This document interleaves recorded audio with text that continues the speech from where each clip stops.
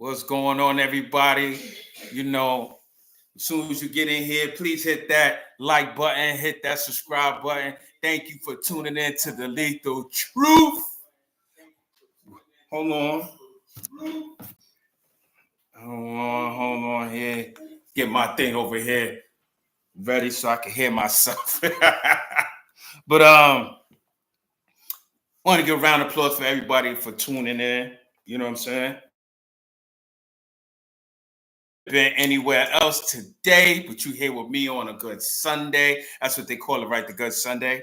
And no, I ain't been on here quite some time. First and foremost, I would like to say I like to give a shout out to all these content creators because you have to have some time on your hands to be up here every day, sometimes 3 times a day, putting content together. Like you have to really be on social media, bring up information like a journalist, putting it together to come up here to do your content. You have a hell of a time on your hands. I don't have that time, unfortunately. I don't. I got things that's going on. Always got to be on the outside. I'm in the inside. I got my children. I got things I got to do. I can't be on this every day, all day. I'll be trying to, but it's hard. But with that being said, I want to give a shout out to Monica here for the knowledge piece. Thanks for tuning in. I know it's 3 of y'all on here so far. I don't know who else is on here, but I know it'll come up. Let me give it like 5 minutes before I tune in. Like I said, I've been away for like almost 3 weeks. I had some things going on. On my last show, I was talking about mental health. Of course, we all know it went left, but the negative turned into a positive. You know what I'm saying? Because I was definitely really talking about something, and I didn't want to deter with that with a lot of back and forth. I don't want a tennis match on YouTube.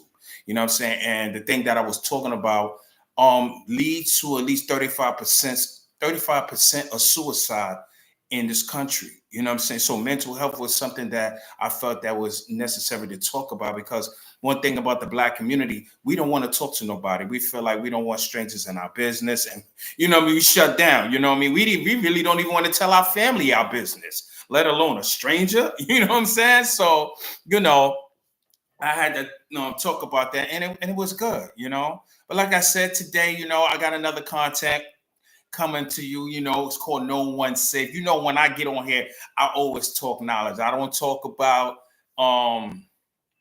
a lot of the gangbanging stuff, although that's necessary to talk about to wake the young brothers and sisters' eyes open to what's going on in society. Because a lot of us, when we start running the street, they don't never show us the bad side. They always show us the good side. They never show nobody getting their head split open with a bullet. They never show us a person actually getting their house kicked in and their whole family is on the floor with the guns to their head, getting stuck up or getting arrested by the police. We never see that part. We always see the part when you making all the money and people is the yes man and all the woman is after you and you buying out the bottles in the club. We always see that side. You know what I'm saying? That's what gravitates us to the street life, And unfortunately, you know what I'm saying? I heard this on TV a couple of days ago, and I said, this is definitely a slogan that I'm going to use. The only one who wins in the street life is the streets. You ever heard the streets lose? The streets never lose. It's always us that's in the streets lose. We the only one that's going to lose. That's why some people say you get in, you get out. That's an OG classic. You ain't there to make it a career. You there to just get your money and to get enough to start a business. You only need about 10, 15,000 if you're going to do that with some loans. You don't need to sell 100 kilos to start a business. After you get your first kilo, you shouldn't even be doing it no more. But we're not here for that. We're not talking about that. But I'm just saying, we got to make it make sense, But sometimes, it's an addiction in the streets when you're selling drugs because you know why? The money is always coming and you think you're not going to get caught. Nobody wakes up in the morning and says, you know what? Today I'm going to jail. Yeah, I'm going to do like 25. Nobody gets up like that. So these guys and females, they think they're never going to get caught. And you're going to get caught if you're trying to make this a career. So let's get right into it. let's get right into it. Today we got no one is safe. No one is safe. No one is safe. Yes, no one is safe. You know what I mean? So let's get right into it. Who we gonna talk about first? Let's talk about Diddy, right? So we got some new information that's coming out in his trial, right? Got some new. Let me take this hot ass thing off. He got some new evidence, some new information that's going on in his trial right now, which is very interesting because I was wondering why the prosecutor team was so quiet. Like they let us do all the talking. They let us figure out our own evidence and put it together like we was at the parties, at the freak-offs. We listened to other people that put miscellaneous and misinformation on social media just to get views, and we run with it. And we start putting our 2 cents in it, and we come up with our own content when based on his case and his trial, but we don't necessarily get or receive the information that is really being put out. The prosecutors is very tight. They really tight-breasted with this. See, the last prosecutor, he jumped the gun. He went out there and started telling the world what Diddy was prosecuted for, and he was actually telling everyone what kind of evidence he had. He wasn't supposed to do that. That's why you see the prosecutor on this team right now. You ain't hearing nothing. There's no interviews. There's no tape recorders. There's nothing. You know why? Because we, content creators, and you that comment on our stuff on Facebook or wherever, you and me, we create biased jurors. So when they see all of this and listen to all this, by the time the jury gets on the panel, they're already biased. They already got him convicted. But guess what? When they hear what we say and they get on that panel, they're going to hear a whole different accusation. And they're going to be like, wait a minute, what the hell? Why you think the young brother, or not young, but the brother that was a part of Puffy team, he left the team. He left the defense team. Now, a lot of people say, oh, yo, that's bad news. In a way, sometimes it is, because if you're on a winning streak as an attorney, you don't want to be known for losing a high-profile case. So if you know the case is not winning, most attorneys, they'd be like, you know what, I'm backing away. I'm not going to deal with this. But allegedly, the information that fell in my lap was most of the lawyers that Puffy has are females. And the females are dictating the case. They're dictating the tactics that they're going to use, the evidence that they're going to use to get Puffy off. And the brother was the only male on the team, allegedly, from what I heard. And he didn't like to be controlled because he's his own man. He defended a lot of high-profile cases too. He won some, he lose some. So I guess he figured, his heart is on, his heart is on his sleeve. Or then again, he got those man pad shoulders and he feel like I'm the star of the team and I dictate what I want. They were just like, that ain't going down. And Puffy must have had the last say. So he must have said, you know what? Well, I don't want to deal with the winning team or your defense team. And he broke out. Now, a lot of people went ham and said, oh, see, he's guilty. He found something. And then we ran with it. Just like they were saying, oh, he was having sex with dead bodies. Who was there watching him actually have sex with dead bodies to tell you? You see what I'm saying? They told me he had it. And this went on for like a week. It went on for like a week. Now, let's get into the Puffy thing. Because we got a lot of people. We can talk about entertainment. We got a lot to talk about. No one is safe. No one is safe. We going in today. Hold on. Matter of fact, I'm going to show you how much I'm going in today.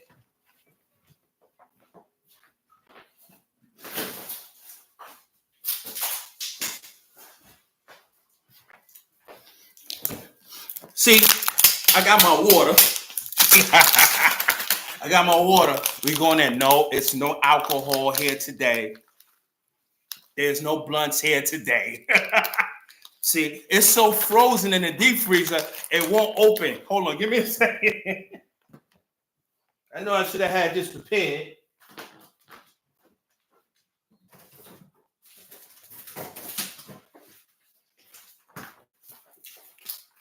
No, I should have had this prepared, but I didn't think that I probably would need it. But you know, when you get there up in age, sometimes your mouth get dry. You know, you got to drink water. So no one is safe. So we not at the bar.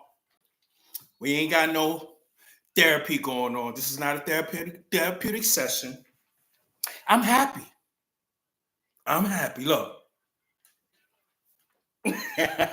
I'm having a good day for real. So let's get into it. So Puffy is being charged with racketeering. We know that. Sex trafficking, extortion, and what have you. Those are his charges. He's under the RICO case. Now, a lot of people say, when Brooklyn come after you or Manhattan come after you, you're done. Hey, boss lady, what's up with your sexy self? They say you're done. And I kind of believed that for a minute. But there was a few people that beat their trials, their cases in Brooklyn Federal Court. The number one entertainer in hip hop at that time, well, I would say damn near number one, was Irv Gotti. Didn't he have a case in Manhattan with Supreme, and they separated their cases? He beat his case. How come y'all ain't say he was going down? Y'all just want Puffy to go down. Some of y'all be hating out there. That's foul. But look, we gonna get into it, right? So let's deal with the first thing on the list, because after what I heard about Puffy case, I think Puffy might be coming home. What y'all think? You think coming home? Put in the content. Let's talk about it. Now, look, the first thing we're going to go with is consent, right? Now, let's backtrack for a minute before I get into that. I want to tell you about my little lifestyle. I want to say little because my lifestyle is huge. I'm into that lifestyle. I mentioned this before, and I'm not going to get too much in depth into it, but you don't just get called and tap into this lifestyle. You get introduced by hearing stories by someone that you associate with, and they tell you about the lifestyle, and they give you a direction to the lifestyle, to these parties. There's no advertisement like that, although they do if you go to certain clubs that has a location with their LLC. Don't get me wrong, even though they a club may not have their own location, they'll have an LLC somewhere else where they throw their parties. And when you go into these parties, you go in there with consent. I'm going to say that again. When you go to these parties, you go with consent. Hey, girl. Hey, my dude. Yo, you want to go to a freak-all party, a LS party? Because they call it a lifestyle party. The press call it a freak-all. Puffy don't call it that because we ain't never heard Puffy say that. We heard the press say that. It's lifestyle parties. All right? And then you say, what they do? Because you're curious. And then after you be told what is going on, you say, I'm down. I want to go. That's your first consent. That's your first consent because you already know what's going on in this party. Now, not saying that you're necessarily going to go there and do anything, but you consented to go to a party that consists of sexual intercourse. By what? Consent. Now, Puffy, they said 3 of his girlfriends was involved in it. And when in consent, for some of you, I want to read the definition so we get a clear understanding of what we're talking about here. Consent, a mutual agreement by participants to engage in any activity or a sexual activity. Consent. So here it is. Puffy called his girlfriends or whoever. Yo, come on, we're going to have a freak party. He calls all his celebrity friends, whoever you want to claim to be at these parties, right? Hold on. Whoever you want to claim to be at these parties. And these people get consent. They give the consent. Yeah, Puffy, yo, we want to come to the party. We heard about it, so forth and so forth. And Puffy goes, okay, cool. I need you to sign an NDA. What is the NDA? The NDA prevents people from discussing what goes on in the party, even if you're not playing, which means sexual activities. So they fill out this NDA. They consent. They sign a contract. Y'all forgot about that. Everybody that goes to a Diddy party signs a contract. You consent. Now, according to the law and what they're talking about as far as the defense team, if anybody consented to go to this party knowing what goes on in this party, you just got rid of the whole case because you just consented. You had sex. Did he force you and rape you? No. Or you laid on a bed and you spread it? Yeah, but you consent. We're going to get to the drug stuff. You consented.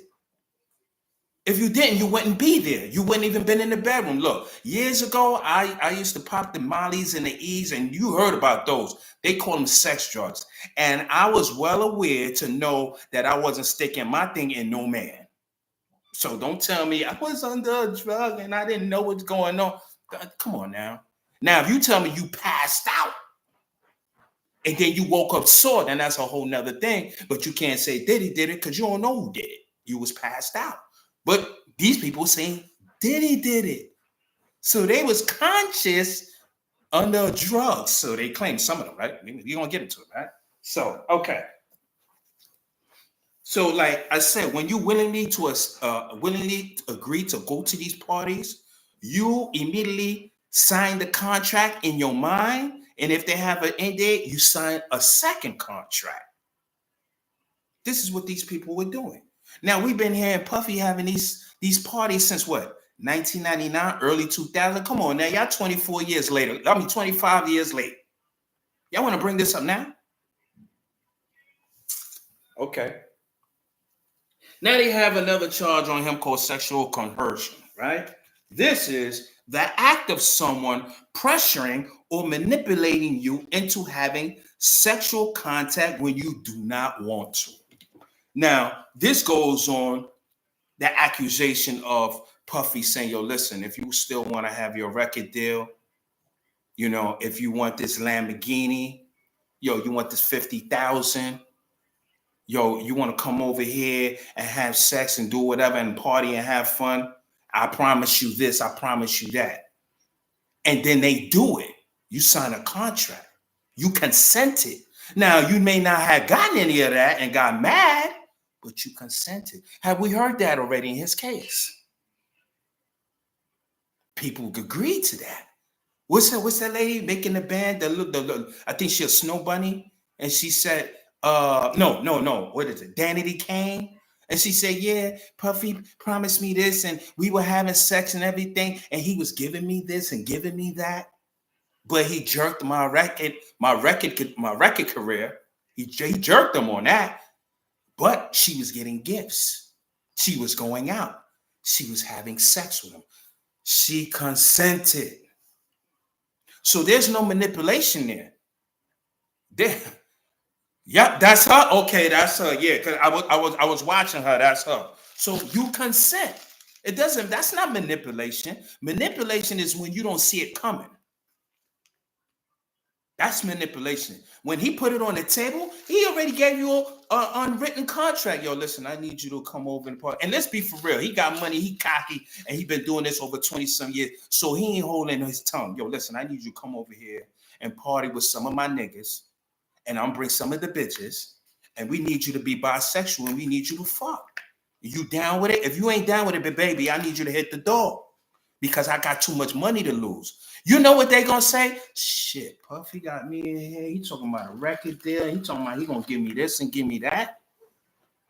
Shit, I'm already at home smashing these broke dudes. I might as well go in here and fulfill my fantasy and have sex with all these celebrities and get money. Even though they may not get the money, but they still fulfilled their fantasy. They consented. There's no manipulation there.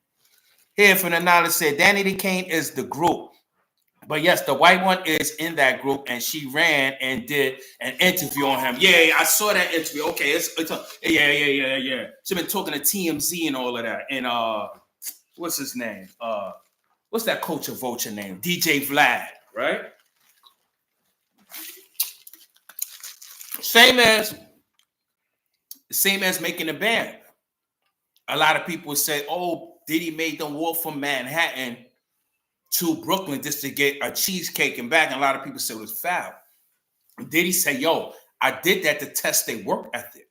If this is what you really want, let's see how much you're gonna go. Because when I get you on that contract and I get you in that booth, I want that same energy." See, some of us didn't understand that plot. And they went and did it. And guess what? They got a record deal. They made an album. They had a reality show. They did what they had to do, and he did what he had to do. And they got on the platform. The rest is up to you. Once he give you once he give you the contract and you sign, and he give you the studio time and the producer, and they didn't have no whack producers. You just had some whack ass songs that you didn't write. That's all. You didn't make it. Everybody's not going to be a star that knows how to sing and knows how to rap. Some people just don't make it, and some people that's corny makes it. That's just the way it goes. See up there boo-hooing about Puffy's promised me this and he didn't do that, and he gave me a drink and I felt lightheaded. And so why you ain't call the cops? Why you ain't press no charges? You're gonna get into that. Sex trafficking and tricking. I gotta put those two together. Now, when you hear about sex trafficking, what's the number one thing you really hear? Someone is smuggling children or women through tunnels. This is in your mindset because every time we look on TV and they talk about sex trafficking, that's what we see. Sex trafficking. Yo, Diddy had bought some prostitutes and brought them over here and all of that. Yo, that's sex trafficking. No, see, that's also under the Mann Act that he's being charged with. What's that? Mann Act is criminalizes the interstate transportation of any woman or girl for the purpose of prostitution or other immoral purposes. This is where the sex trafficking, this is what they hit them with, right? Let me ask you a question. Have you ever heard of the John who buys pussy get locked up for buying pussy? Is it illegal to buy pussy? So why is Puffy being charged with sex trafficking? All he did was call an escort service and paid for some pussy to come to his house to give out some pussy. So if he should be arrested under that, then that means the prostitute should be arrested and the pimp. Why are they not arrested? You see how this is so bullshit? You charge them for sex trafficking. That's not sex trafficking. Sex trafficking will be me, the pimp, sending my hoes over there to Puffy. Now that's sex trafficking. Not me buying it. You see the bull crap he's being charged? That's why the prosecutor is so quiet. They had 23 DVDs or what they call them things again? Not DVDs. Oh man, I'm trying to think of the device that they used, but it was pretty much recording. It was videos, they had a little disc or whatever, and they released 19 of them, and 19 showed people having sex by consent. You saw no force, which means somebody was giving head and somebody was throwing it back and somebody was riding. If you see any females like that, that's consent. That is not rape. That is not sexual assault. Especially if you're moaning, that is not, you having a good damn time.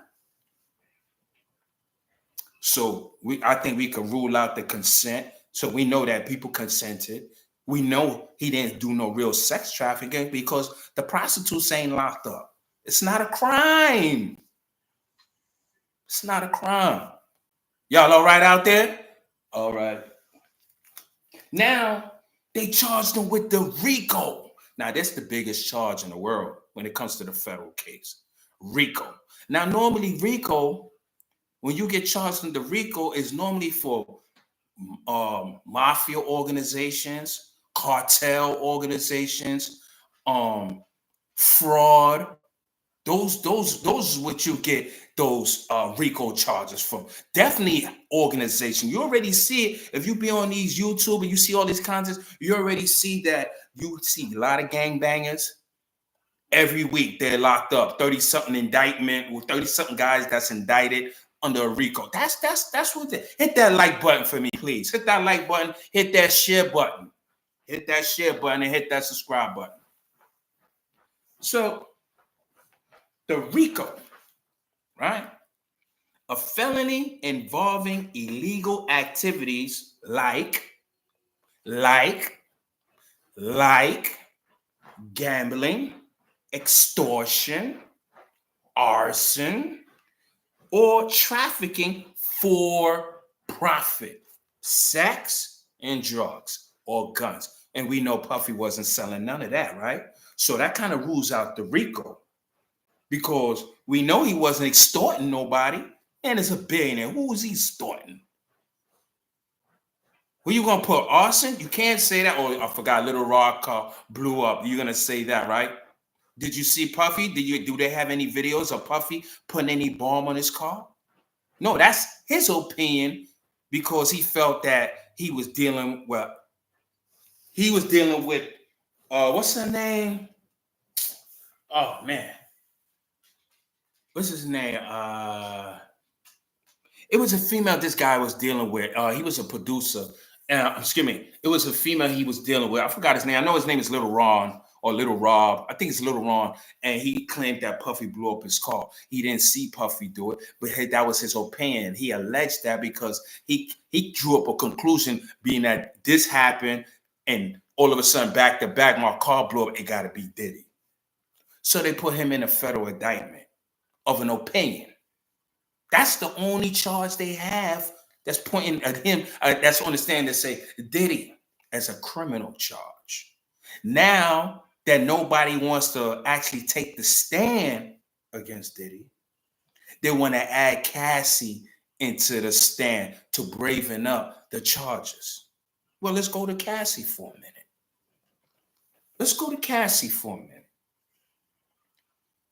A female who left her man, was it Ron Isley, who wasn't doing too much? She said, hell, I'm going with the multi-million. So she already put a tag and price on her coochie. She wasn't signing Diddy yet. So she put a price and tag on it. So she consented and she did what she wanted to do and did what she had to do.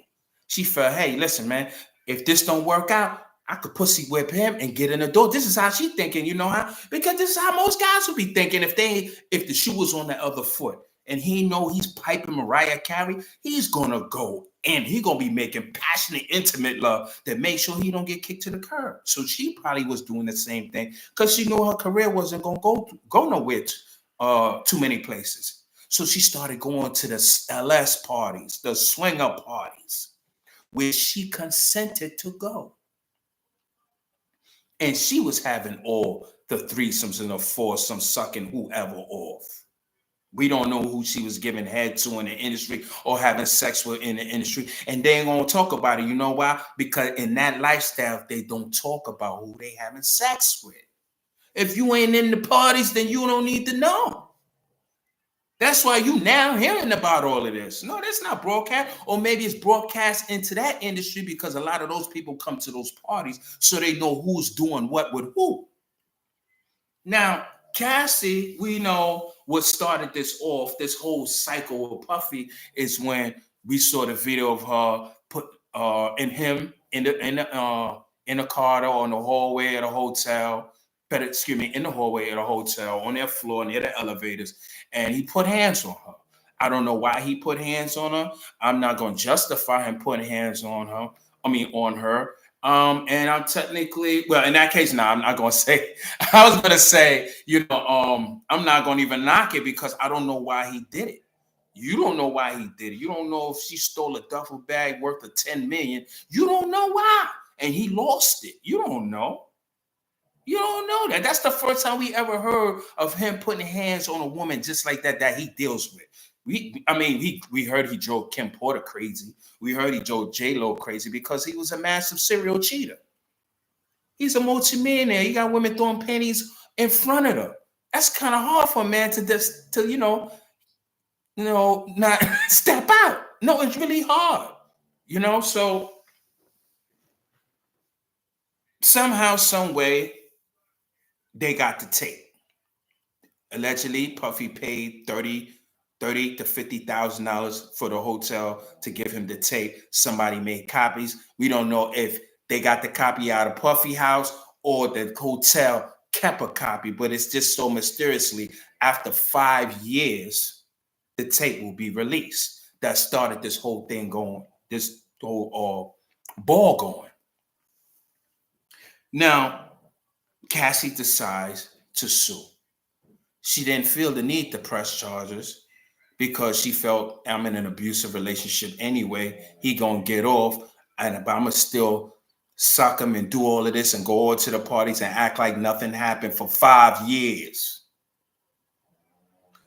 No criminal charges, no arrest, no interviews, no nothing. But I'm gonna still go to these parties and freak off with Puffy.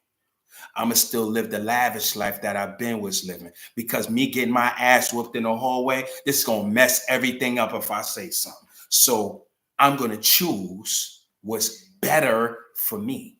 That's why you haven't heard of that. So the statute of limitations on a domestic violence case has expired. Speaking of that, why is a domestic violence case in a federal court? Why are they talking about it? Have you heard anybody that got locked up for domestic violence went to a federal trial or did federal time? Let me know. Put it in the chats. This should wake you up too. Yeah, word. Why is it domestic violence case? Yeah, because they trying to set them up because they ain't got shit. Because of Diego, that liquor company. See? Yeah, good question. That's a good damn question. Why is it domestic violence in a federal court?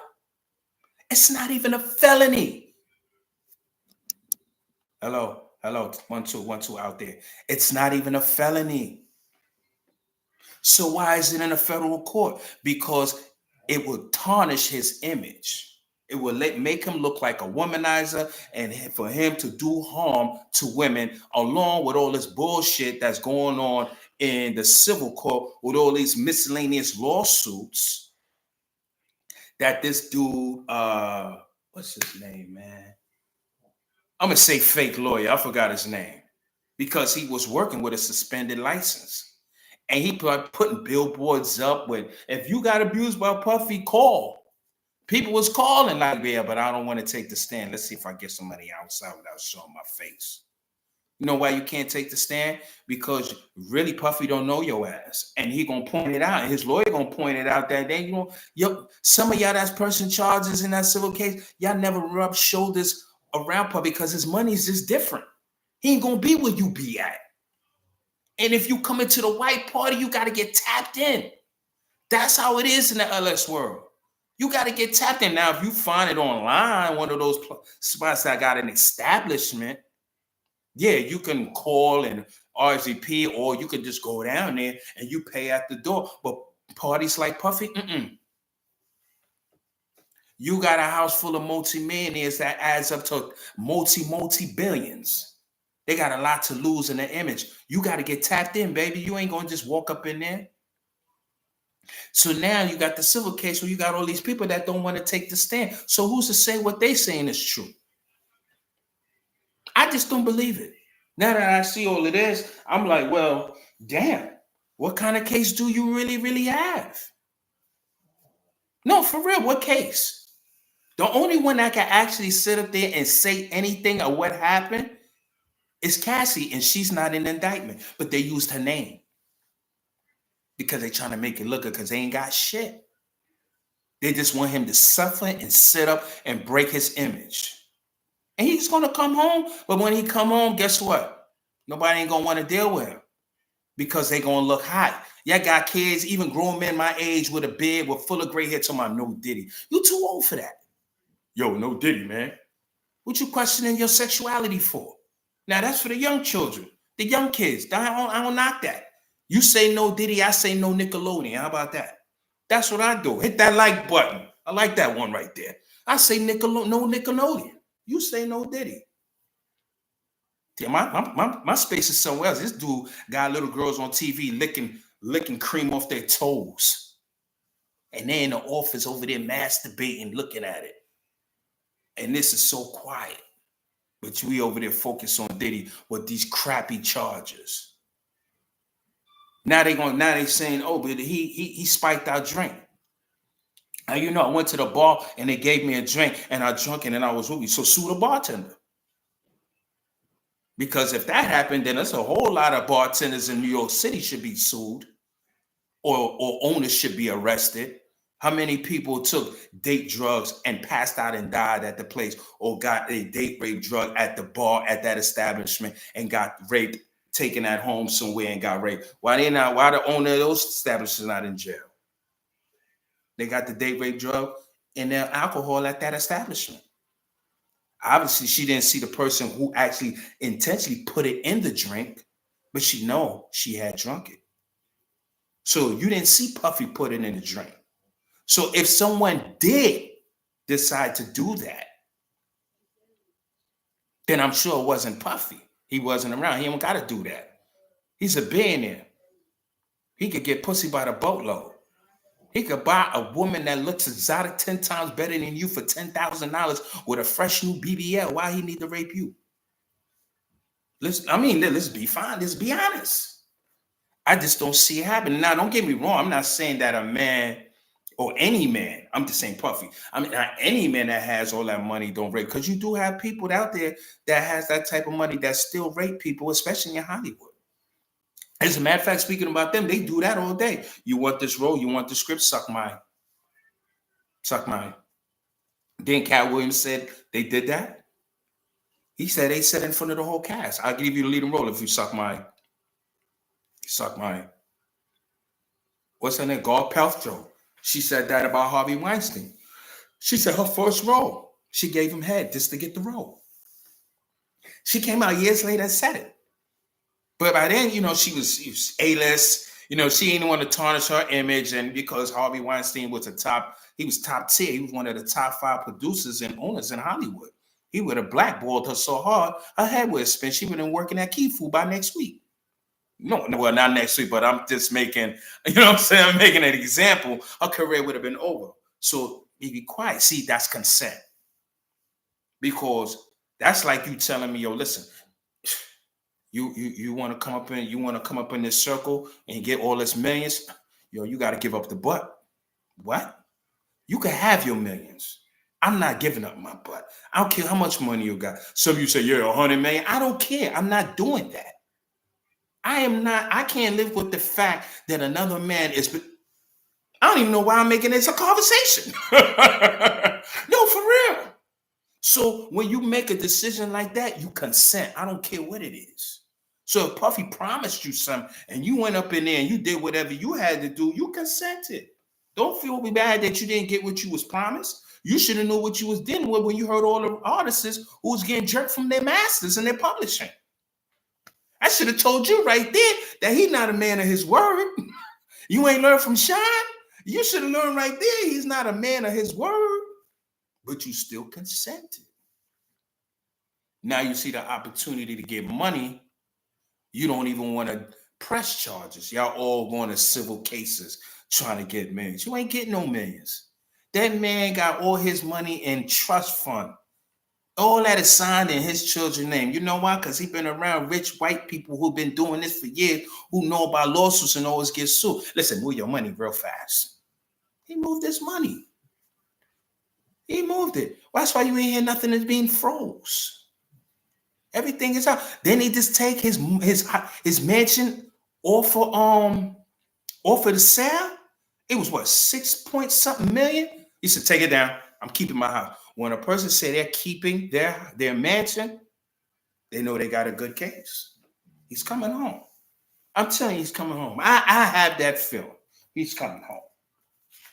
Okay, who's up? Who's next up? Because there ain't nobody safe. Oh, man, Ja Rule 50 Cent. Yo.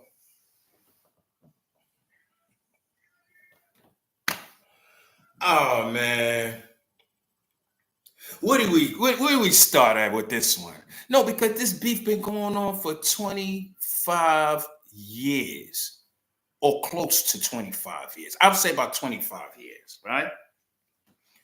Because for some apparent reason, they decided to interview Ja Rule and they asked him, hey, what you think about what 50 said about Irv Gotti? And he was talking about, I was ready to go nuclear.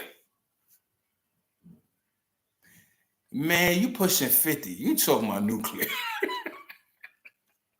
Yo, listen, man. I don't even know why he's talking because, see, 50, like, John know 50's not soft. Like, allegedly, when this thing popped off, allegedly, they caught some of the G Unit members and 50 in the studio, poked them up, hit them with baseball bats. It didn't really do nothing because they wasn't hospitalized, which means they fought back. They got the short end of the stick. Then they try to say 50 of them a snitch because they had order protections. Once the police get involved and people start saying what's what and what's what, you get order protection, especially if you on the airwaves talking about your beef like these drill rappers. They don't need to talk to y'all. They can just go online and do the investigation because y'all telling everything online. So automatically they gave Ja Rule the order of protection. Yo, you can't go away. And they say, yo, 50 snitch. No, it don't go like that. You know what I'm saying? I had to order protection. The female never actually got me locked up for some bullshit charges, but she didn't ask for no order protection. The courts automatically gave me that. Damn it. Although now it's dismissed and everything because I never really did nothing. But in this situation, shit really popped off. And the dudes that was down with Ja Rule, one of his security, is the one that shot 50 9 times. 9 times. This man, he ain't called no police. He just said it 3 weeks later. That dude got shot down. He ain't say he did it, but he threw it up in the air like, yeah, he figure it out. Now look, Ja Rule, man. Let me tell you, when I read this, I was just like, yo, how old you is, man? Now look. Let me see if I could get it up here. Okay. So Ja Rule is on his I think it's his Instagram page, right? This is what he had to say. 50 Cent, suck you a bitch. You a bitch ass nigga. I already ate your lunch. Shut up. Now he's telling the world that he already assaulted 50 Cent. He's letting the hip hop police know that he had committed a crime against 50 years ago. You see why I don't want no beef with these dudes out here in the streets? He out here testifying. Look. 50 Cent, until you do something to the niggas that shot you, you can't troll no more. Handle your business, chump, laughing my ass off. Your career is over. He destroyed your whole career to the point he even destroyed an R&B career. He took food not out of your mouth, but he took food out of your family mouth. He took food out of the mouth of your children's children for generations to come. He prevented that. That one man, and you haven't done anything to that, but you said he's a bitch ass nigga and he needs to shut up. Okay, John, that's what you say. Okay. He also said he got shot 9 times and did nothing. Stop glazing this clown. How you know what he did? See, he's letting us know that he was a part of this whole situation. He already said it, but he's letting us know, allegedly, he's part of this situation. How would you know he didn't do nothing? You must know the person that actually shot him. And the guy that did shoot him, he got killed 3 weeks later. And we know this for a fact because even Mike Tyson co-signed it because Mike Tyson took a picture with the guy. He's like, yo, man, that was my man. He said, but I ain't got nothing to do with that man. And you know what's so funny about that situation? Because when I was running the streets and I was doing what I was doing, one of my connections was the dude that actually was driving 50 when he got shot. I never knew this. How I knew it is because one day I was on YouTube and he was doing an interview. I said, what this motherfucker? So I called him up. I said, yo, man, you got to give me the scoop. And he told me, he said, yo, they were just chilling. You know, he was in the back. 50 was in the back because 50 liked to always be in the back seat. You know what I'm saying? He don't like nobody sitting in back of him. So he's in the back seat. And this dude was out. He said the dude just started hitting 50. He didn't even really look in the rear view. He was just like, he heard the shot and was like, oh shit. He said, yo, I froze. I ain't gonna lie. I got nervous because I didn't know what to do because the gunshots was so loud and close. He's in the driver's seat. 50's in the back seat behind him. So you can imagine the sound of those gunfires. Phones is dropping, whatever you doing. You know what I'm saying? And me, I don't know if I'm trying to turn the key and drive off or I'm trying to climb out the passenger side because in my head, the gun is in the car. So you got two things to do. And at that time, I don't know what I would do. Like I said, I don't know if I would have just drove off, man, and drove off or just try to climb out the goddamn window because gunfire is loud in your ear, okay? Some of you, if you haven't heard gunfire so close, trust me. When you hear it close to your ear, your ear's going to ring. You ever heard a firecracker in the hallway or you hold it up close to your ear and you hear that ringing sound? Yeah, that's how the gunfire sound. And he got hit 9 times. So imagine, bah, bah, bah, bah, real loud in your ears. Gyro also says, nigga, you a used car salesman. Everything you do is trash music. One good album after that. Trash liquor, trash TV show. Yeah, I said it. Trash. How many times you gonna make the same show that Coke stepped on parenting trash character? Trash nigga. You the garbage man. Nah, that sounds like hate. That sounds like Nah, I gotta keep it real. That sounds like it. You can say what you want. Them shows is not trash. I like all the Power series. The least one I like is BMF. That's the least one. But the rest of them is fire. Raising Canaan, the last episode when Unique came out. Come on, man. You can't tell me you wasn't like, yo. Even when you heard when Unique was coming out and showing them so you ain't get your popcorn before you watch Power. You know what I'm saying? You was excited. I know I was. I had to smoke and sip my liquor when that was on, baby, because I didn't see it. But when I was on Facebook, I saw the look. They said, look at how Rock was so surprising. You saw her eye. Man, I geared up. I said, yo, I told my wife, I said, yo, we got to watch Power tonight. It's on. Hit that like button. Hit that like button. So Josh really hating. And 50 wasn't really serious about that. Yo, I'm smoking a Gotti pack because 50 don't smoke. And I don't knock what he did. You dudes, you try to set him up and murder him. I'm not talking about no robbery. Allegedly.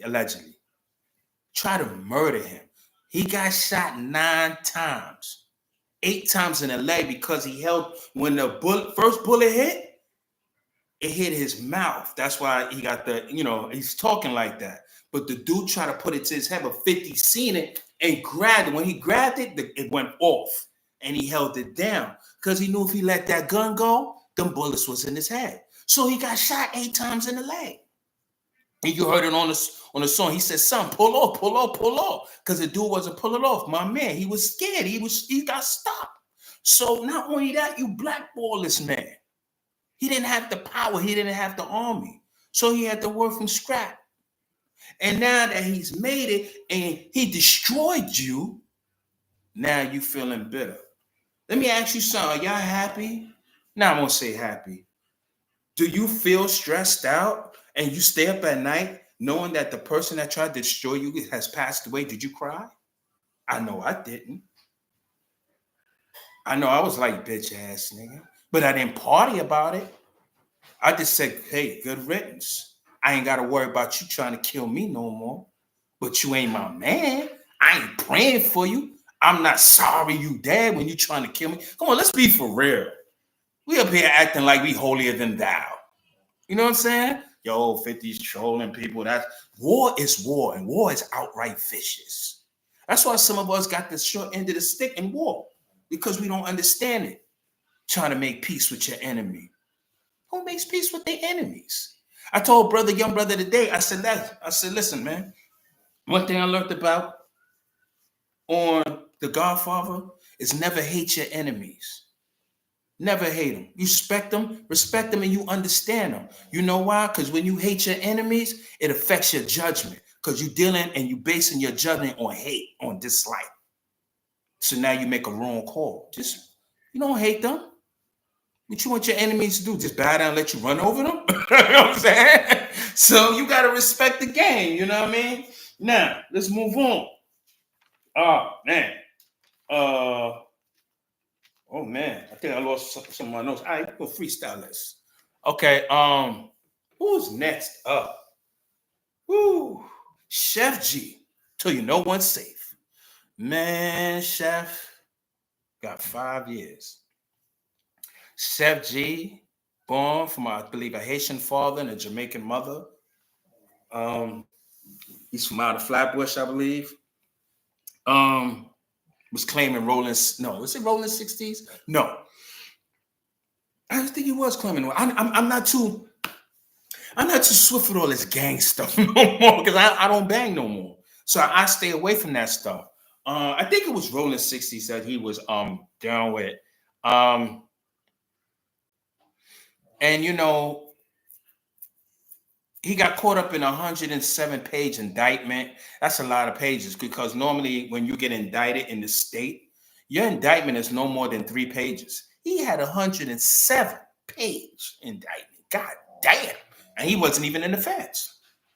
Now, allegedly, they said that he was paying his Crip members money to open up trap houses, kill people. Allegedly, one incident, it left 5 people dead and 5 people injured and 1 dead. And after that, he took them out to the steakhouse. I don't know how true that is since they said nobody in his case was snitching. I'm trying to figure out how the hell they know that. Because the person that actually supposed to tell you that and describe that, it should be the one that's to be on there testifying. Because obviously you was there. So they probably were just going off hearsay. You know, so we don't know. But whatever it was and whatever it is that would involve Sheff G, it made him take a plea of 5 years. Because off time, when you facing the time that he was facing, they said 15 to 25 years, you know, at that age, you really got to really think about your future. Like, yo, damn, man, should I do this? Because if I do this, my career's over. You see Casanova, it's over. Don't come back to going, yeah, blood. We ain't trying to hear that no more. It's over. You'll all have. Hip-hop is a young man's game. That's why Jay-Z ain't rapping no more. Will Smith, he's doing it for fun. He ain't even trying to make a record. He just go on YouTube or whatever, and he do a battle, a rap, and he put it online, and that's it. Hey, it's too old. R&B and all that, you could do that when you old and everything. Hip-hop is a young man's genre. You can't do 5 years, Sheff, and think you're going to come home and blow it. Remy tried to do that. You see what happened? She had to go in another lane.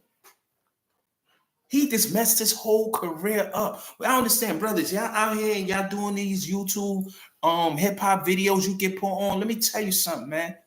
You need to move on from the streets. Hold on. He was supposed to go to jail, but he was fighting his case outside. Yeah. He was fighting it outside because he was trying to get a less time. So obviously he did it often because that's what they do when you lay up in jail. They offer you probably offer one time just to get the ball rolling. You say no, and they let you lay up. But in his case, he got bailed out, which is good because they don't immediately try to make you do time so quick when you on a bailout because you out there in society and they watching you. Plus, money talks, so they let you rock. It's all a procedure with that jail stuff. So he was out there trying to figure out how he could beat his case, and he probably came to the conclusion, yo, ain't no way in me beating this. Because they said they have a kind of wiretaps or whatever. It was no way in him beating that. So he said the next best thing that I can do was get a cop out to something lower that I can get. Monica said, and they finally sentenced him to 5 years. He was supposed to get 25 years. He took 5 years. He's in there now. He took 5 years, and which is good. Which is good. And I know the guys saying, come on, Sly, how you saying it's good? He in jail. Let me tell you something. That man still has daylight. He knew if he didn't take it and he went to trial, he'd have came home my age or older.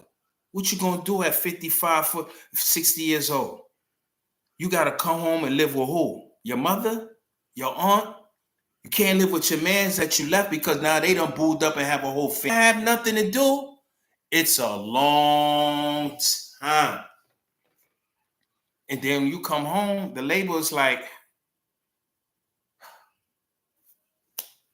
what are we gonna do with him?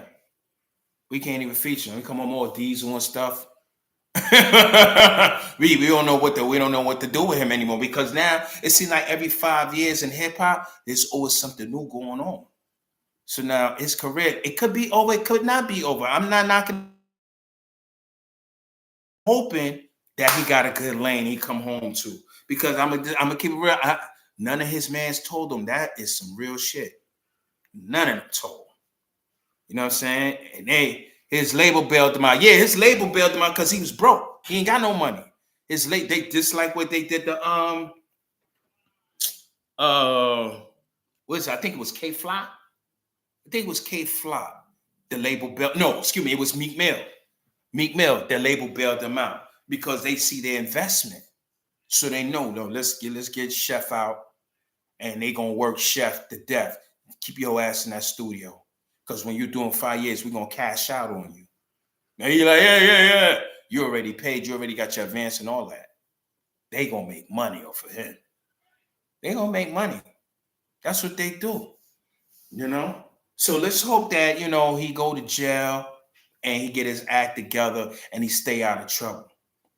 I mean, compared to all the jury and stuff, I seen him and he was in, I know videos is all a lie. Like they give you rented cars and he got this fake joke. Because with all this silver stuff, I don't know what's real or not no more.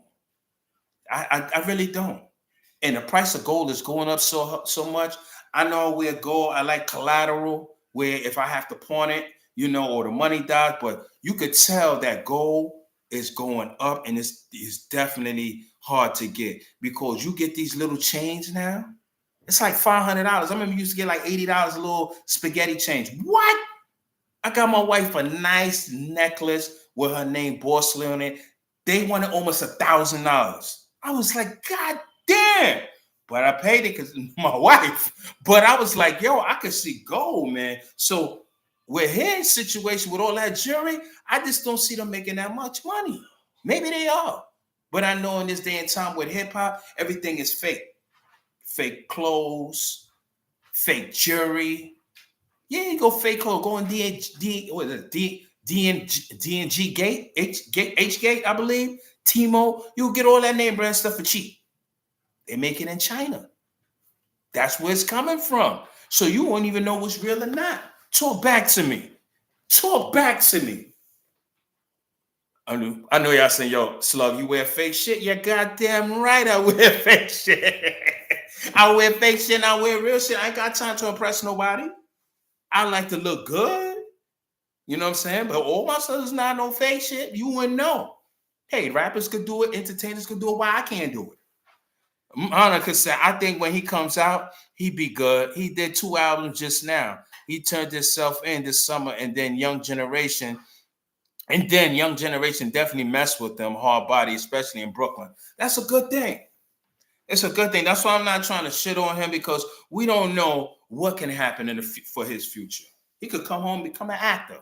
You know what I'm saying? Another lane could be open up for him. We don't know. Or his lane could be shut down. Situations like that, when you're around people and you're in that game, they don't care about your future. They only care about what you're giving them. And that's the same shit Meek Mill was saying.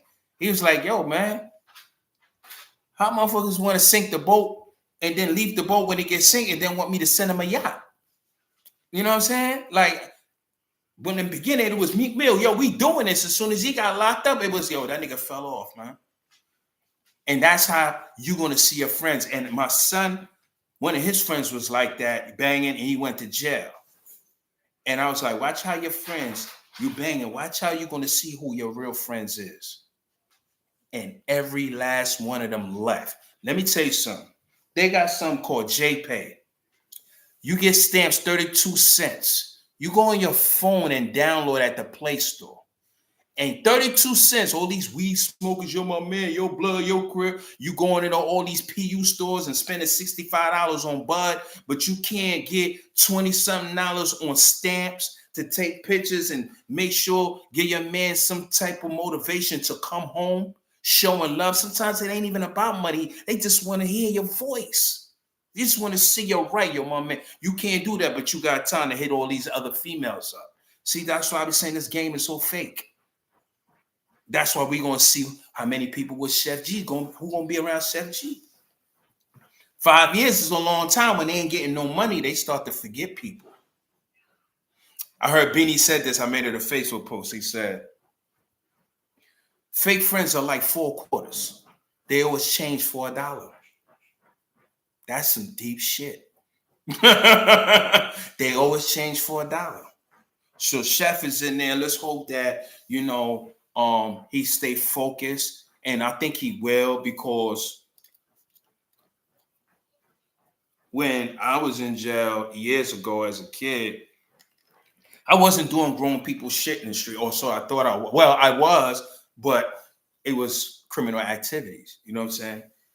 And when I grew up and matured more, and then I went back, I experienced life. And that shit hit me hard. I couldn't be in jail no more. This is it. I was like, I don't care. I'm not doing no crime. I'll get a job. I don't care if I work for pennies. This is not cool. I can't do this. Because you experience life so much, you realize what you're missing. So in his case, he's getting all this money. He got all this jury. He the big homie. He got all this attention. He got all this yes man. He got all this women. He got all these cars. And now he's in a 2x4 cell, and he's being dictated to and talked to like a little female. He don't want to be in that. That's culture shock for him. He getting up out of there. He like, I ain't doing shit. I'm getting up out of here. And it's a good thing. You know what I'm saying? Hit that like button, hit that shit button. Y'all all right out there? Y'all all right? Okay. It's been a minute. Like I said, I haven't been on here, but it's been a minute. Whew. Look like I'm gonna be on here a little bit longer. Oh, damn. I always say I always tell my wife, I ain't gonna be on here too long. Look at this, it's over an hour. So, who else? Who else we gonna go in on?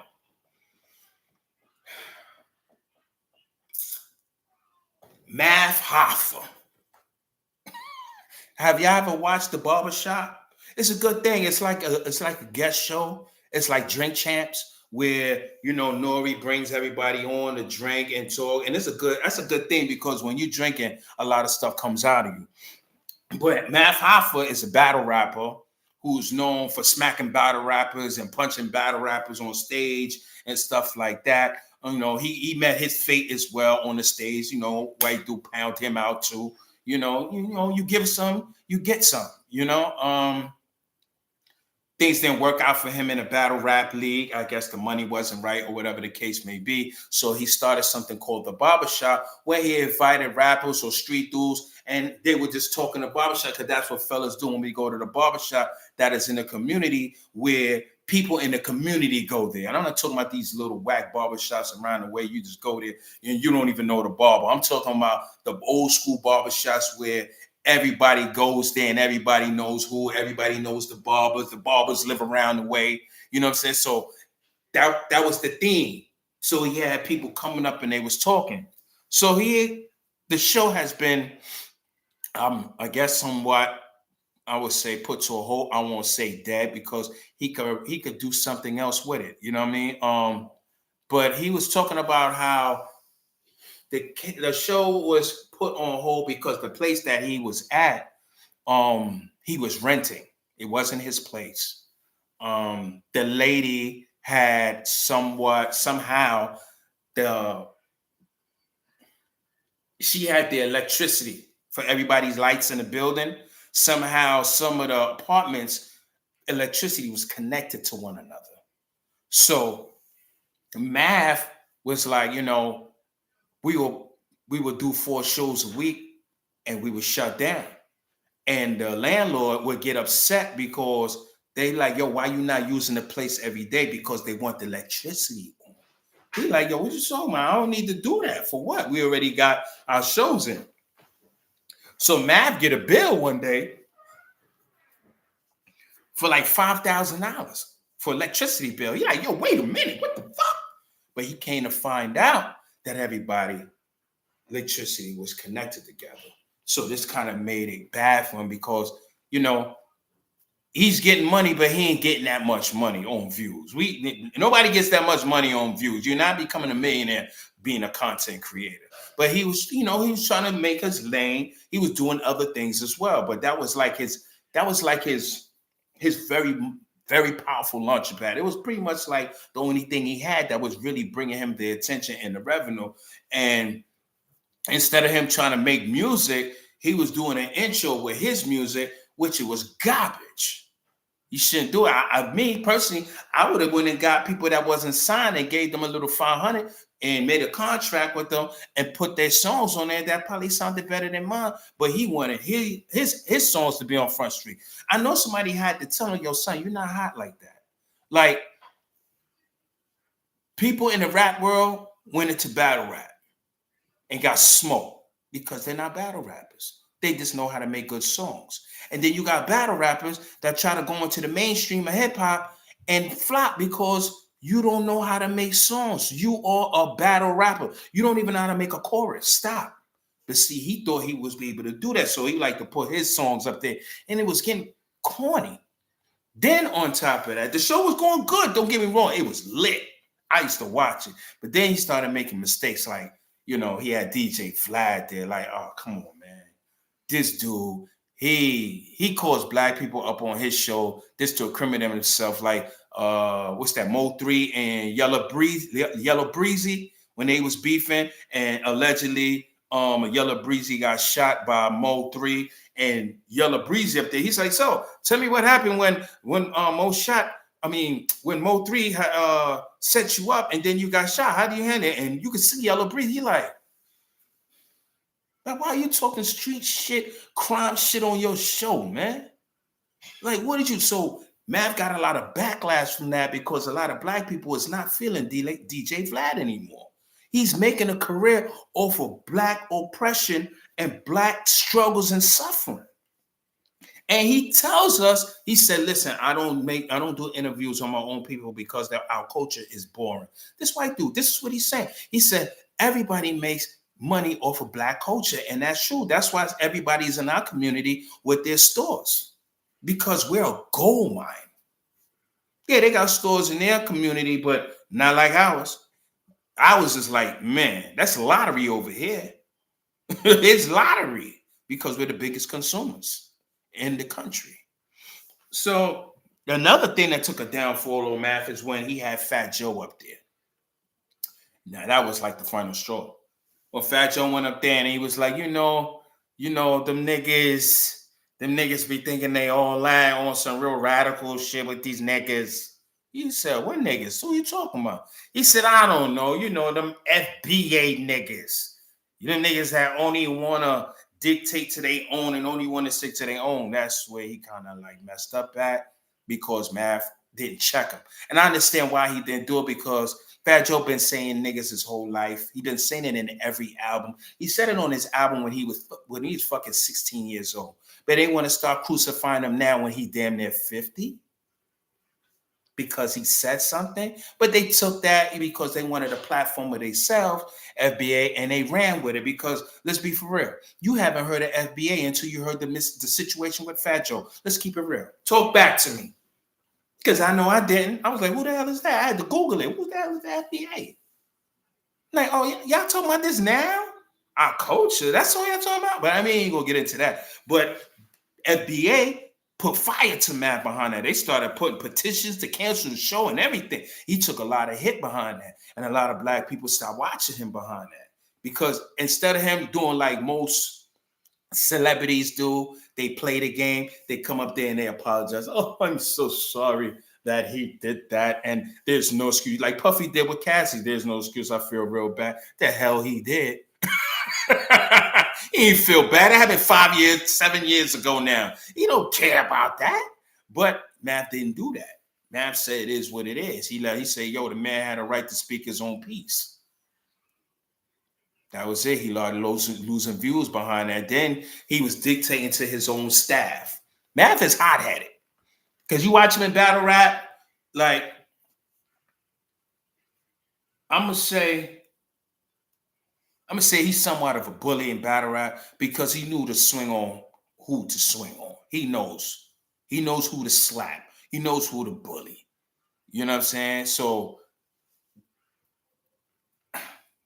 I would just say, man, Math just buried himself, to be honest. You know what I mean? Like I say, he had other people up there, they had other lanes, they was giving them ideas because they had other lanes too.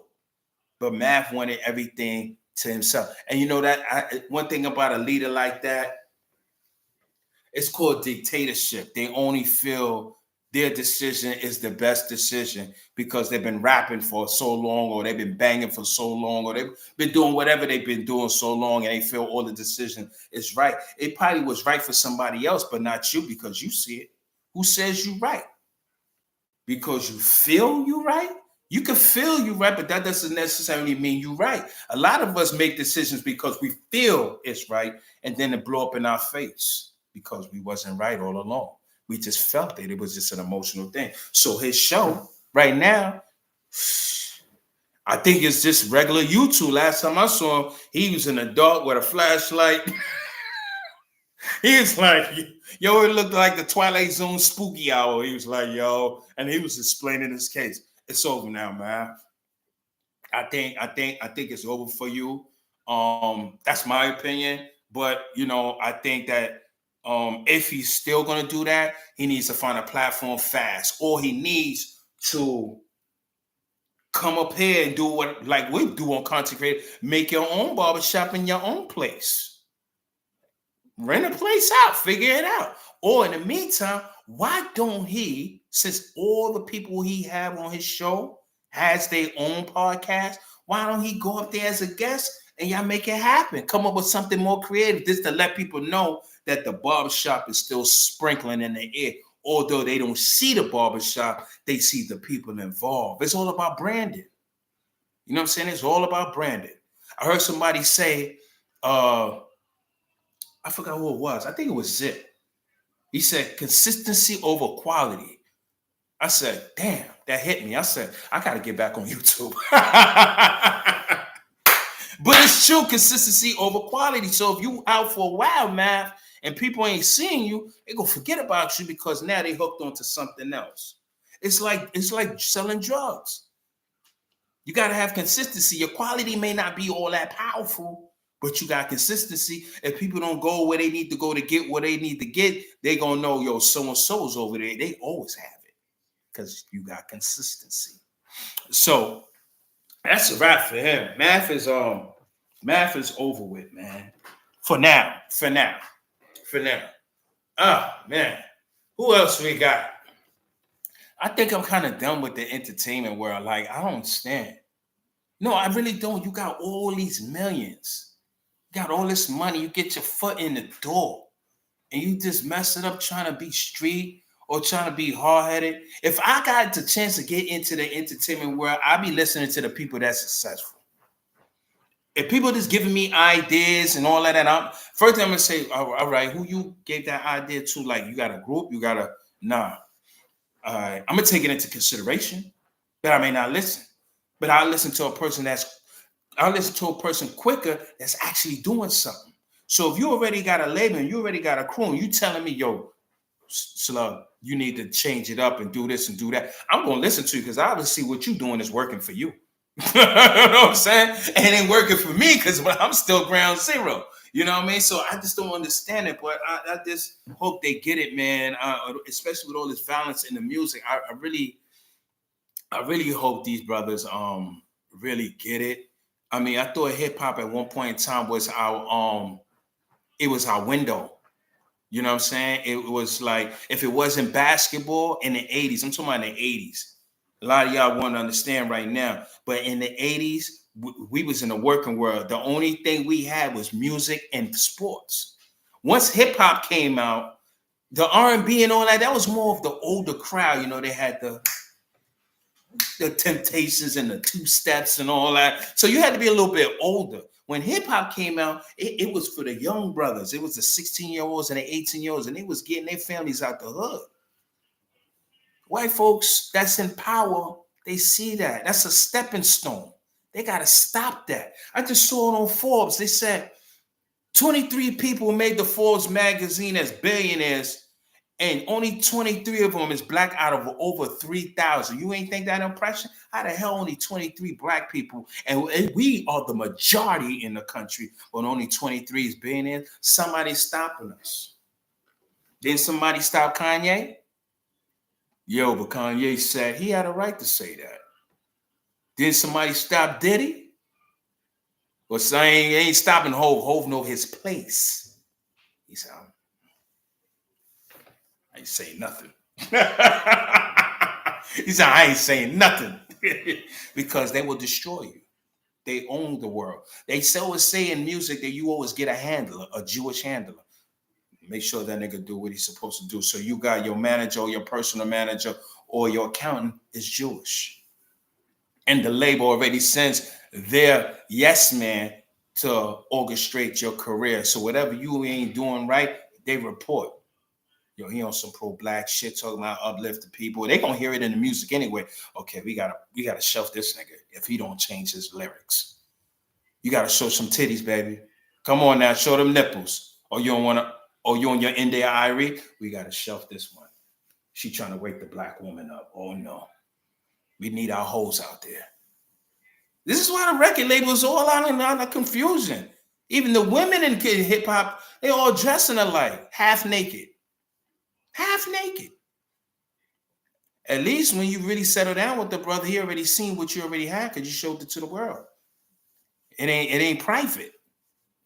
It ain't private.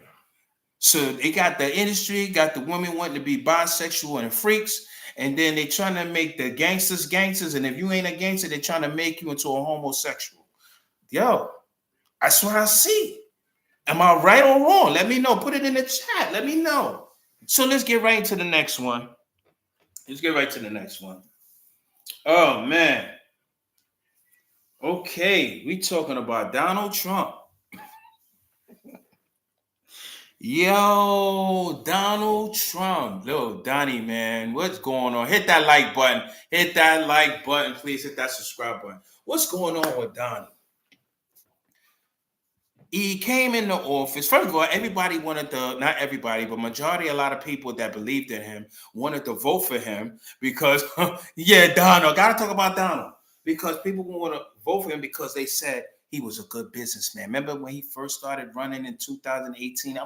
No, probably before that. Yeah, it was before that he was running and he lost, but he won around 2018, excuse me, not 2018, right?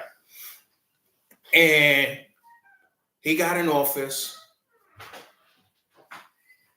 and he took the debt.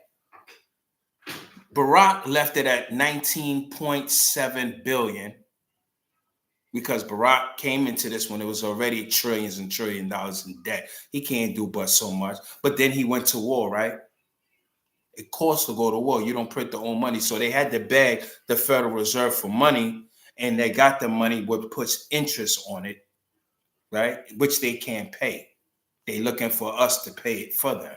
That's where the taxes come from.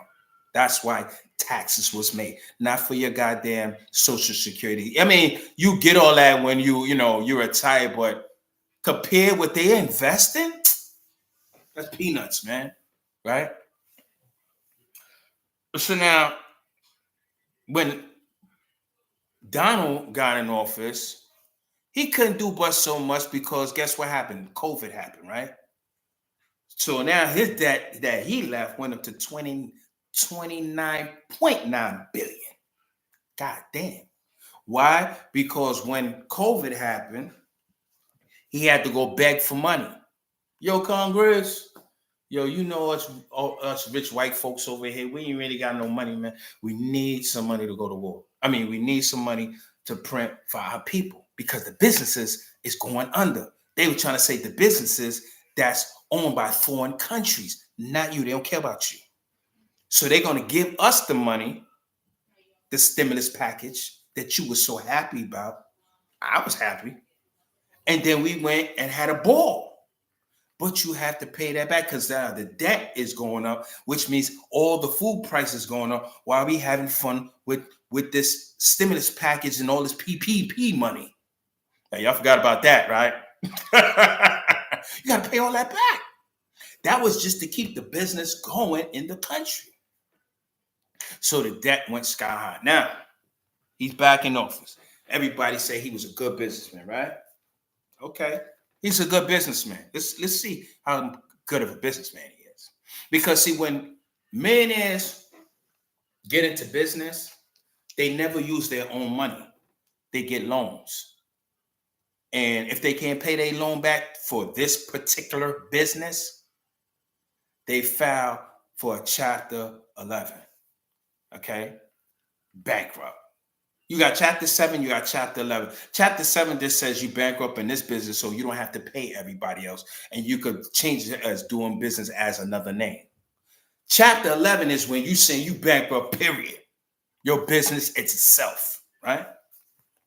Now, when Donald got into the business world, he was already a millionaire because his father came from Germany and was already buying up property in America. So he came into money. He's not a brainiac. He didn't come into America and Donald made it $1 billion and you are happy. No, it didn't work like that. Donald filed for bankruptcy plenty of times. Donald had an airline, Trump Airlines. You ever heard of it? Exactly. You know why? Because it went bankrupt. It failed.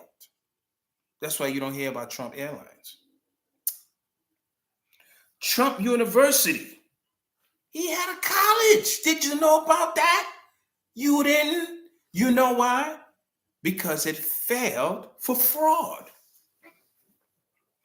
How did your school closed down for fraud? Who was stealing? What was going on in there? Sounds like him in office again with all his friends the first time, and everybody started going to jail for fraud and all that. Here we go again. Here we go again. Right? Okay. Trump casinos. You remember he had casinos too, right? He went bankrupt. He filed bankruptcy 6 times. Wait a minute. How the hell a casino goes bankrupt? How do casinos go bankrupt? I really never heard of a casino going bankrupt. His casino went bankrupt. That's why you don't hear about it. The Trump Towers that you always talk about, Trump going in the home. No, he sold that, baby. He don't own Trump Towers. The tennis ball court he got? Never heard of it. See? Because it ain't last long. He likes to do business with other people, and that's where his success comes from. It doesn't come from him himself. He is a scum dog when it comes to himself. He gets all the money, he frauds money, and then he files for bankruptcy. He pulled something like Rick Ross. I should have added Rick Ross to this conversation because he came up with them Rick Ross coins that he was selling online, gold coins.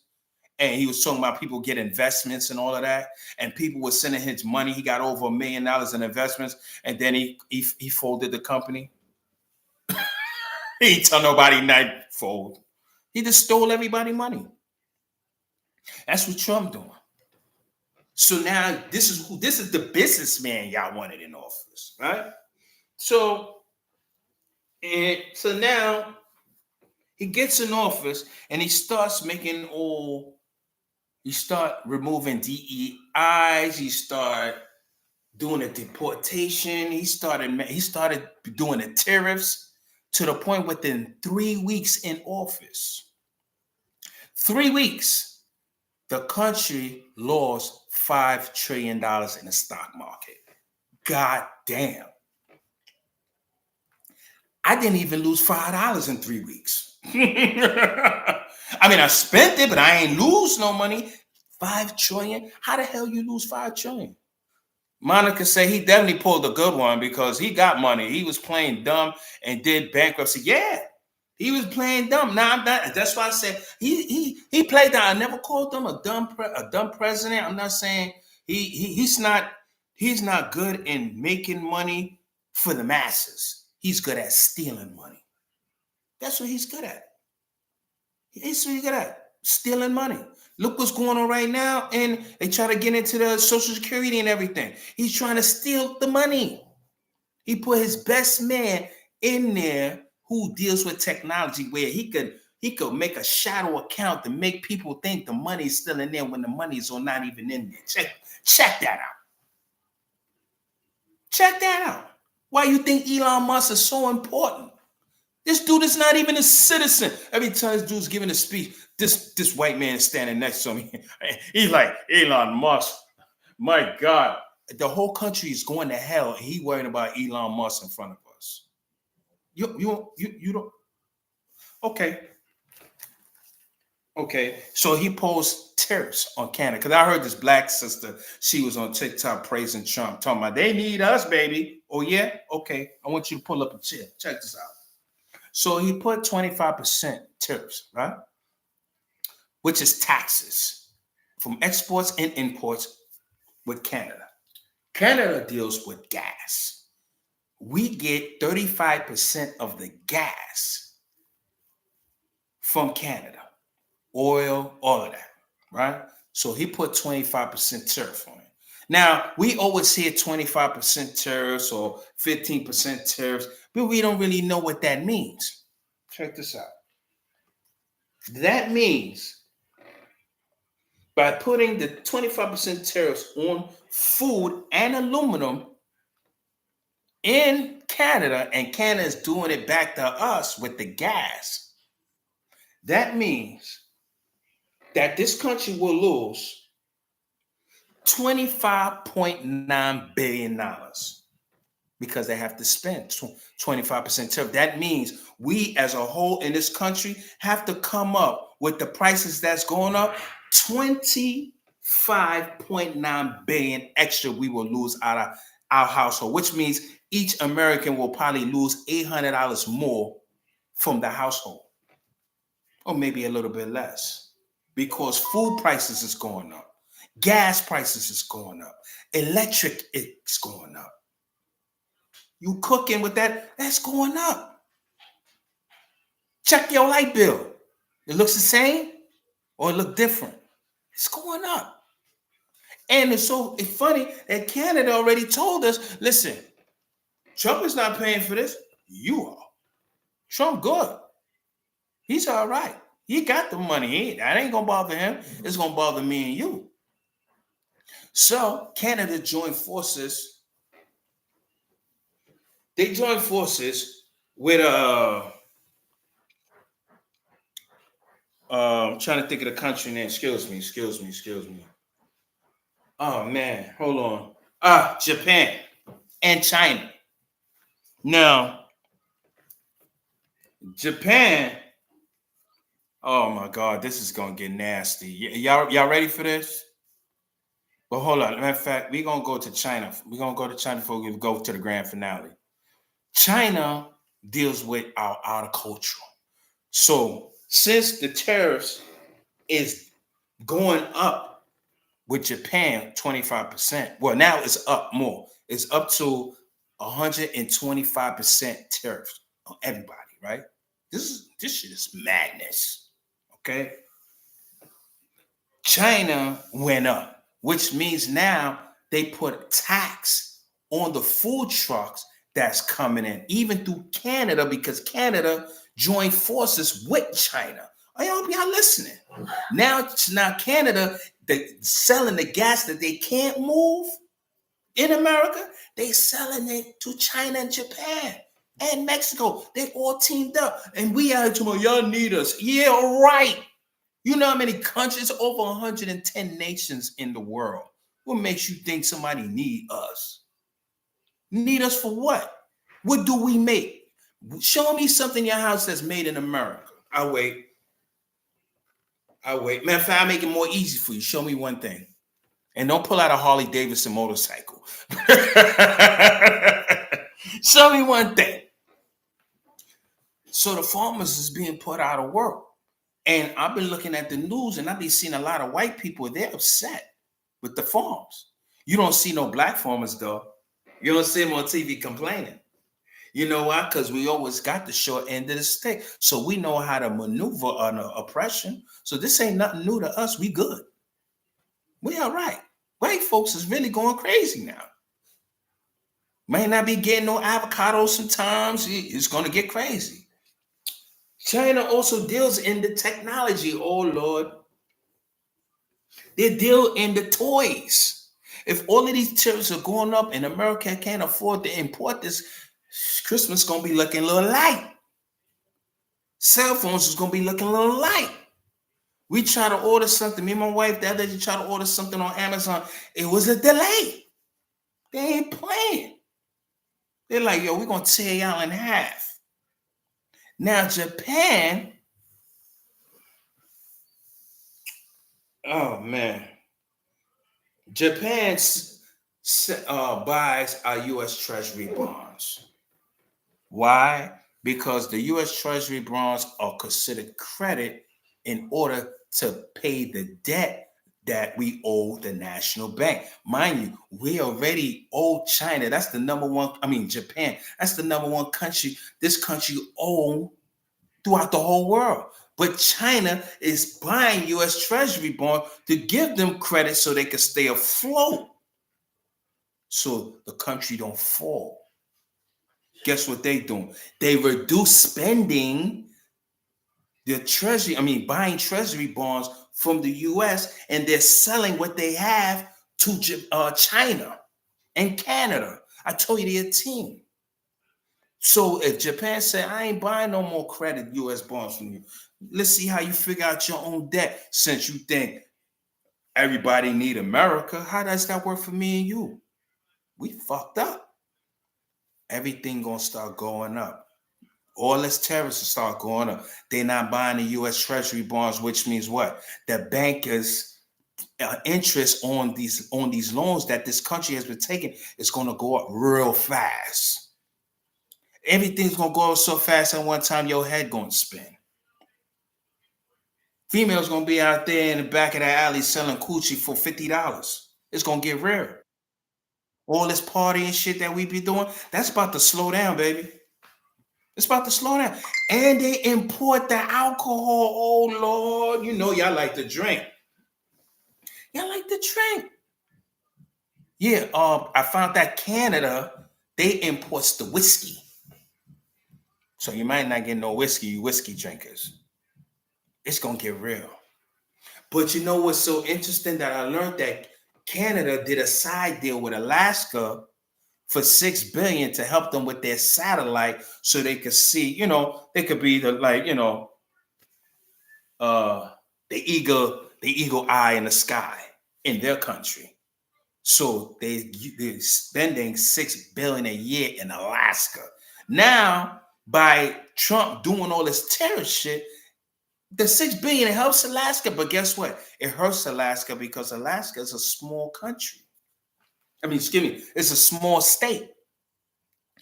They'll be the first ones that's going to go under because they need the trucks to come in from Alaska. Everything that we mostly get in this country has to come through Alaska. They know what they're doing. Trump is the only idiot that's playing us thinking, well, we got it.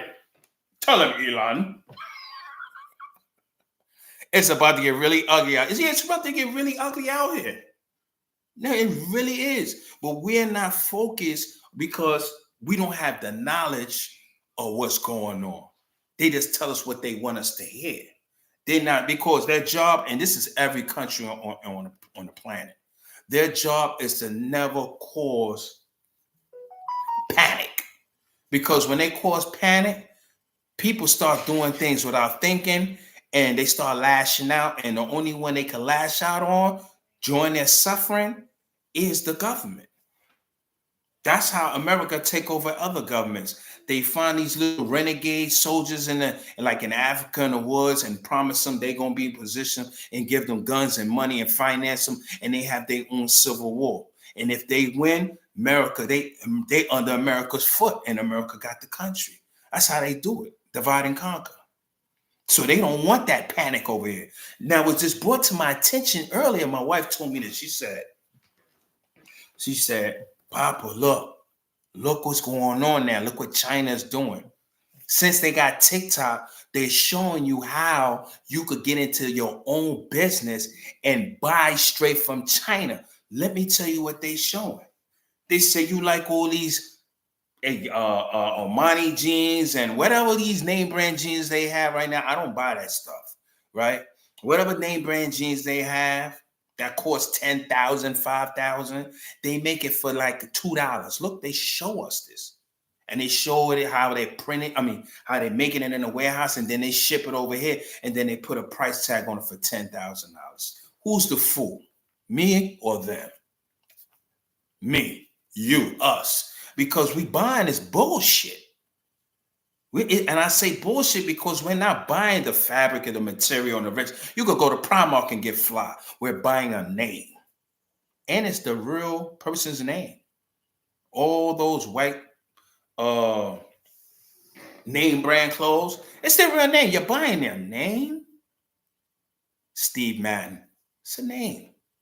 Ralph Lauren, that's a name. Gucci, that's the Gucci family.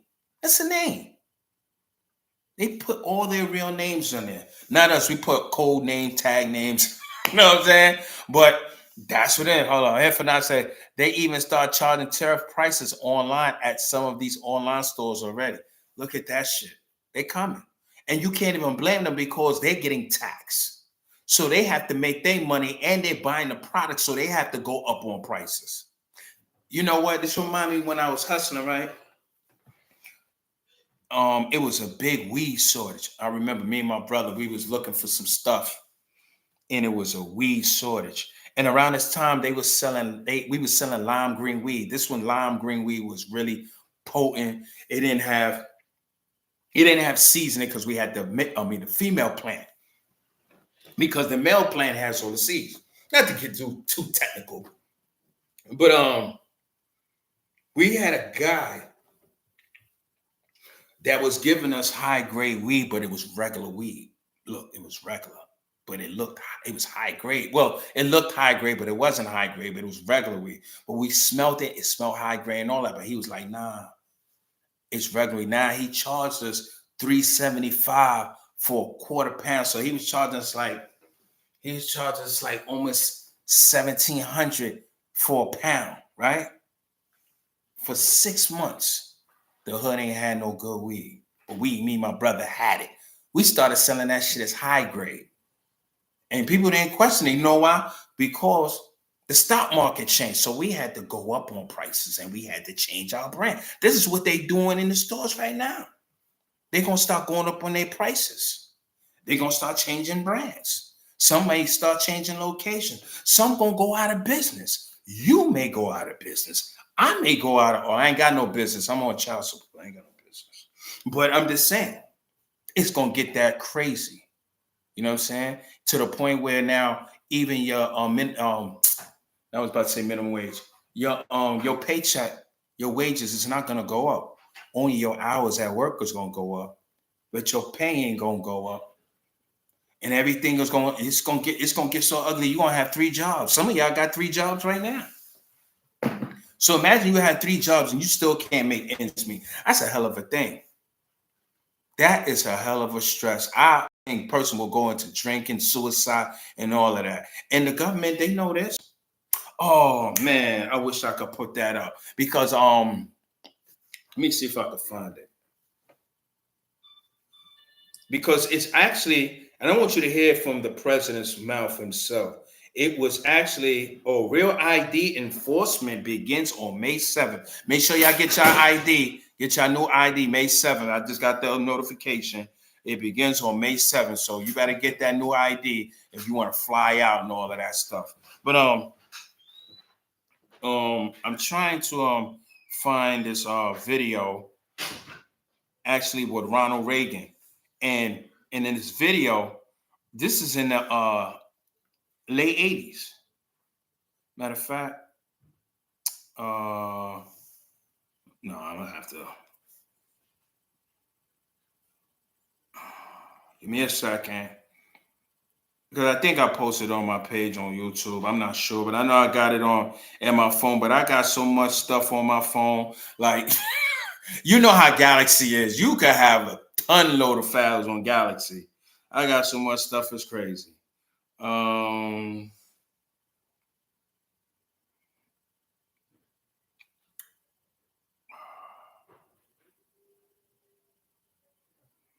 Yeah, I don't think I posted. So I got it somewhere on my phone. And like I said, I got a lot of stuff. But anyway, Ronald Reagan was pretty much saying that tariffs is good for a minute. And he said this in the 80s. So he knew Donald Trump, but Donald Trump wasn't no politician. He was a regular businessman. And he was like, tariffs are good for a certain amount of time, but eventually it will hurt the country and hurt others that will hurt others that is putting tariffs on the country. In other words, so if we putting tariffs on that country and that country putting tariffs on us, nobody's going to win, because it's the citizens that's going to get hurt. Politicians is not going to be hurt. They getting money. They making over $50, $60 an hour. You know what I'm saying? So they are not hurt behind this. We are, especially those on public assistance. What? How that's going? Man, look, it's getting crazy. And now he done fired all these federal workers. Oh my God, he went spring cleaning. Then he dismissed the DEI, which now a lot of people of color got fired. A lot of people that got deported that was working for next to nothing because white people didn't want to work for next to nothing because they felt their skin color was a privilege and they felt they should have get $20, $25 an hour and let the people of color, like the niggas in the space, as they call us, make that type of money and slave for them. But rich white people said, we done with the niggas. We've been let them go. That's why they millionaires and billionaires. Let them figure it out. We already gave them a platform to make it. We trying to worry about us. And being that all of us can't survive, we got to go back to the original way. The richer gets rich and the poor gets poor. We only white when it comes, when it's time to go against people of color. But when it's not, you just a poor white trash. And that's how this country always thrived. That's why they said, let's make America great again. It had nothing to do with race, color. See, poor whites was thinking that because they was thinking about their skin color as a privilege, because they are losing their privilege, because Trump and his rich white friends is taking the privilege. And now white America is waking up. Oh, and also Japan, they make Nissan, Honda, and Toyota. Talk back to me. Y'all need them parts, don't you? Yeah. Imagine the things they're going to be doing to those cars. Imagine how much they might even send some of them cars over. Can't afford to. Again, everybody hurts. It's going to get real ugly. I don't know. Some brothers going to start running the streets again. They're going to start running the streets. They're going to be my age, so yo, listen, man, I got to sell some weed or something. This ain't working. I think I'm going to go back to selling dope and crack or something. They're going to push people into the lifestyle. You're going to have some females going on OnlyFans, selling their coochie. Well, they're already doing that now, but I'm just saying they're going to amplify that. So everything is going up. And it's nothing none of us could do about it. But just wait for the fall to happen. That's all we can do is just wait for this fall. And it's going to happen. But they're going to keep us, listen to what I'm telling you. They're going to keep us distracted. They're going to keep us distracted with all the bull crap publicity. Celebrity gossip that's going on. That's going to keep us preoccupied to talk about. They're going to keep us preoccupied with all the sports. That's why there's so many sports things going every season. They don't let us sleep when it comes to sports. They hit you from basketball to baseball to hockey to wrestling, MMA, UFC, battle rap. They drown us in entertainment. And then when you look at the news, you get half truths and half lies. You got to find a truth when you come on this type of platform and you find other brothers that actually has some sort of knowledge of self or have knowledge of what's going on to bestow it upon you so you can digest it and know where to go. Because if you don't get this type of information, you're going to be blinded. I remember before I was resurrected mentally, I remember when I was asleep and I was like, yo, damn, they don't even see it. I know because I ain't never see it. You're not going to see it unless it's put in front of you. What's the devil's greatest trick? To make them believe that he never existed. They all in the government. The real gangsters. I heard Jim Jones say this. Blood is a fraternity. Blood is a sorority. And I was like, what? He was like, yeah, because you got the government. Ain't they in fraternities, sororities? Ain't they moving off of knowledge? Don't they do assassinations? Don't they got colors? Red and blue, Democrat, Republican. Same shit. It's just that they run shit. Then they make the laws. And if you make the laws, you could break the laws and do what you do and never do a day in jail, like Biden's family. They got him convicted. What he did. Pardon. Trump people. Pardon. That's what he do. All the people that went down for Trump when he was in office, you heard about them again? No. Because the real gangsters is in the government. We out here trying to be like them. Doing drive-bys. They do drive-bys too, but they just do it on the plane.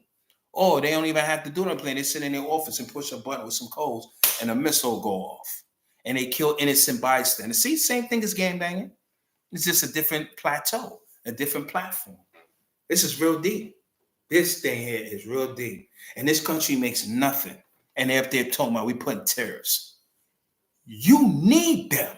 How can the non-creator tell the creator what to do? How you gonna tell Japan what to do? You owe them more money than anybody in the world.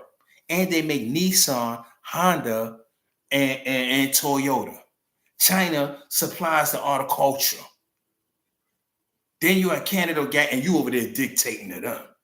Talking about we're the greatest country in the world. That sounds like the greatest country to you? It seemed like the hood doing more better than the country. Yeah, because white people is right now. Let me tell you something, man. White people right now is upset. They are upset to the point they organized a march called Hands Off. And I didn't know nothing about it. I was on TikTok and I kept hearing, sit your black ass down. And I was like, what the hell is he talking about? He said, when I'm marching, but it's white folks marching. That's your problem, not ours. Yeah, I know we live here, but we're going to be affected. But we've been affected ever since y'all gave us some free reign to get a little bit of money and a little bit of education. So this ain't nothing new to us, but it's something new to them. Because white privilege ain't looking like white privilege no more. They moving into projects now. They leaving all them little sedity houses and they coming up in the hood now. They coming to live with us. They coming up in the building saying, good morning. They walking it. I walk the dogs every morning. I see a bunch of white faces in the hood. I said, look at this shit. This is surprising. In Brooklyn? Oh my God. Flabbergasted. I can't believe this. Thomas saying hi to me in the morning. Some of them don't. Because, they just forced to live around us. They don't want to be around us. And you could tell because when it's nighttime and it's time to hang out, you only see really you and your people. You don't see them like that. Maybe in Manhattan, you know what I'm saying? I'm not saying all, because let me tell you something. It was one white female. I was coming back from a party. I didn't have my wheels, and I went to take the bus, right? I didn't even want to take a cab. I was being cheap. Yeah, my wife said I'm cheap. Oh, so I went to take the bus and I'm waiting there. And this white lady, she says, excuse me, the bus is gonna take 45 minutes. Where you headed? I gave her a look like, I did one of her moves, held my pocketbook.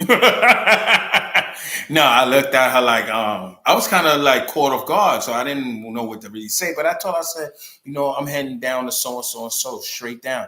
She's like, oh, I'm heading that way too. You want to jump in the cab with me? I said, sure, no problem. I was like, are you sure you cool with this? And she was like, yeah. So I had to text my wife first, like this shit is out of, I was kind of a little leery. I was like, I don't want nothing to happen. Let my wife know what's going on.